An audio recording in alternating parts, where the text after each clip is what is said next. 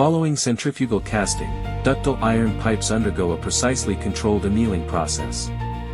The pipes are heated and gradually cooled under carefully regulated conditions to refine their microstructure and relieve stresses developed during casting.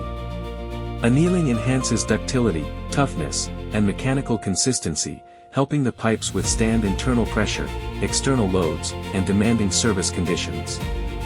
This critical process transforms every casting into a strong, dependable pipe engineered for long-term water infrastructure performance.